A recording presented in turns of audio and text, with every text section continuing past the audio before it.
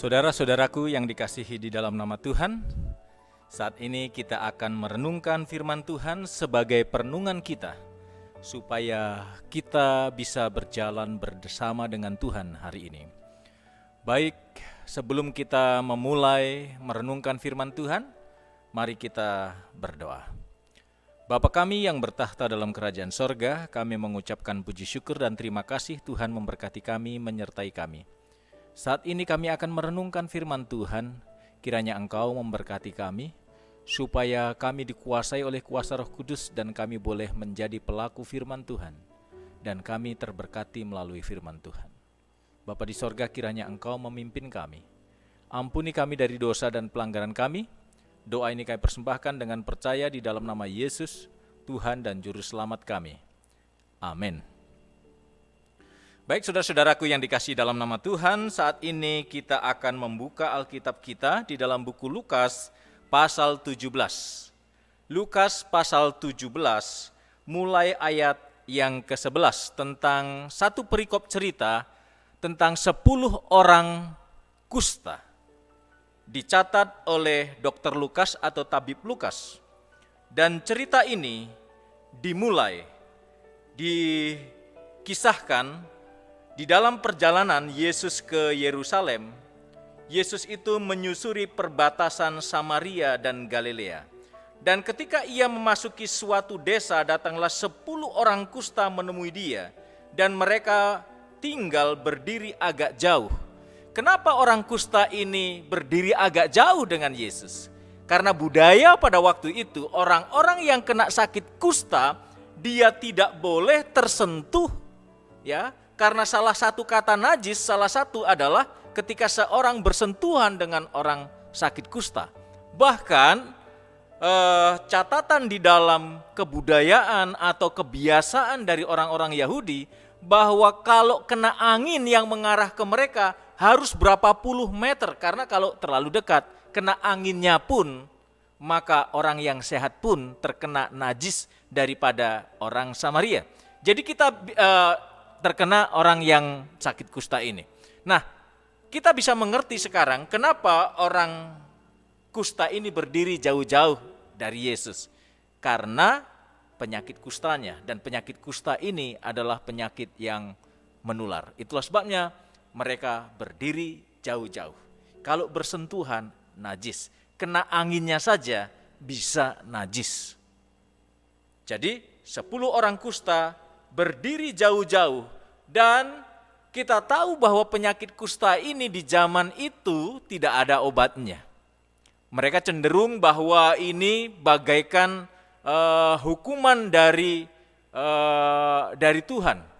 Bila mana ada orang yang memberontak kepada Tuhan di zaman perjanjian lama, mereka kena kusta, dianggap bahwa semua orang yang sakit kusta ini oleh karena isu teologis, yaitu dihukum oleh Tuhan. Dan ini yang terjadi di zaman Yesus. 10 orang kusta berdiri jauh-jauh, dan akhirnya salah satu pengharapan bagi 10 orang kusta ini adalah ketika ketemu dengan Yesus, maka mereka tahu bahwa Yesus bisa menyembuhkannya. Harapannya hanya kepada Yesus. Itulah sebabnya mereka berseru, "Yesus, Guru, kasihanilah kami." Lalu ia memandang mereka dan berkata, "Pergilah, perlihatkanlah dirimu kepada imam-imam." Jadi sementara Yesus menyuruh ke 10 orang kusta ini untuk mereka menampakkan diri kepada imam-imam, maka di tengah jalan mereka menjadi tahir atau mereka menjadi sembuh. Pertanyaannya adalah, kenapa Yesus menyuruh mereka untuk pergi ke imam-imam? Karena yang menyatakan bahwa orang ini kena kusta atau tidak adalah para imam. Jadi imam yang akan meneliti ini kena kusta atau tidak, yang menentukan adalah imam. Itulah sebabnya Yesus menyuruh ke 10 orang ini untuk menghadap imam. Perlihatkan dirimu, dan dalam perjalanan 10 orang kusta ini menjadi tahir, menjadi sembuh. Dan anehnya saudara-saudara, dari 10 orang kusta yang sembuh, maka yang kembali kepada dia untuk memuliakan Allah itu hanya satu. Hanya satu yang kembali untuk menyembah Allah dan mengucap syukur kepada Allah. Lalu Yesus berkata, bukankah ke-10 orang tadi semuanya telah menjadi tahir? Di manakah yang 9 orang itu? Tidak adakah di antara mereka yang kembali untuk memuliakan Allah selain daripada orang asing ini? Dan yang 1 orang itu adalah orang Samaria. Jadi yang 9 adalah orang Yahudi dan yang 1 adalah orang Samaria. Dan yang kembali untuk mengucap syukur, untuk memuliakan Tuhan, 1 orang. Itu adalah orang Samaria. Kita melihat betapa keras pertentangan antara orang Yahudi dan orang Samaria. Mereka tidak bisa bertemu. Orang Yahudi menganggap bahwa orang Samaria ini telah berkhianat. Karena di masa yang lampau, kurang lebih di abad ke-6 sebelum Masehi, mereka ditawan oleh bangsa Asyur, lalu mereka terjadi perkawinan campuran, di mana orang Yahudi menganggap bahwa ini adalah sebuah kekeliruan atau sebuah kesalahan. Jadi tidak lagi pure orang-orang yang berada di kerajaan utara di zaman perjanjian lama oleh karena perkawinan campuran ini. Tetapi ketika orang Samaria ini dianggap sebagai orang yang di bawah kasta daripada orang Yahudi, sudah tidak pure lagi, tidak asli lagi orang Yahudi. Tetapi pada peristiwa ini justru orang Samaria ini yang datang mengucap syukur kepada Tuhan.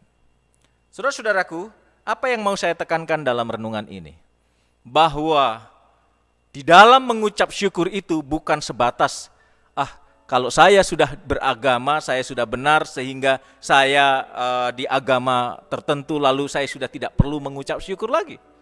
Dalam kehidupan kita setiap hari, saudara-saudara, kita perlu mengucap syukur bagaikan orang Samaria ini.